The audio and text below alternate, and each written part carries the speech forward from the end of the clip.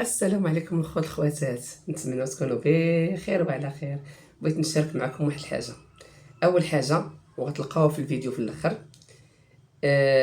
جات عندي واحد السيده بنت لاكنزي في ايطاليا، جاو المغرب وجات وزارتني والحمد لله.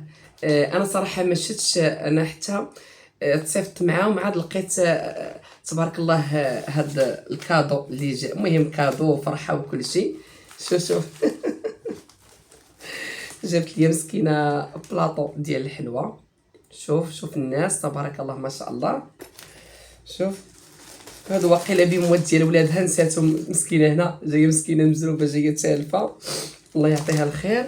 وجابت لي هذا بيسكوي ولا سميتو، وجابت لي شي عواصر راه حطيناهم، هزوهم هما حطوهم في الثلاجه ديال لوطيل، حيت انا الشومبره اللي فيها ما فيهاش ثلاجه وما فيهاش، المهم غير شومبره كنعس وصافي ما عليناش. وصراحه كنشكرها وكنشكرها جزيل الشكر. لا كنزي الله يحفظك، صديقه تعرفت عليها غير في التيك توك، ما عمرني شفتها ولا شافتني من زمان. وفاش جات الابنه ديالتها هنا عندي درنا كاميرا مع لاكنزي وشفتها مباشره، ومن بعد تعرفت عليا بنتها مسكينه الله يجازيها.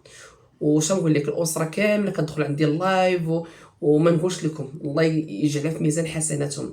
وهذا باش انه صراحه ما نكذبش عليكم، هذا المرض اللي انا كنقاومو ما نكذبش عليكم، ملي كنشوف الناس بحال هكا الاهتمام ديالهم بيا والفرحه ديالهم بيا وما بيني وبينهم لا دم لا لحم، والله العظيم هذا هو الكفاح، وكنفتخر وكنعتز وكنقول لكم شكرا جزيلا. المهم الاخوان، هضرت مع مول لوطيل. بالنسبه لهاد الماكله اللي كنبقى كل مره خارجه كناكل وكنرجع، بزاف عليا صراحه ماديا والله. المهم خرجت جبت واحد القبطه ديال النعناع، وشريت نص لتر ديال زيت العود، والديسير حقيقه غالي عليا باش ناخذ الديسير. السويله وداك الشيء 5 دراهم الكيلو، قاصحه عليا ما نقدرش.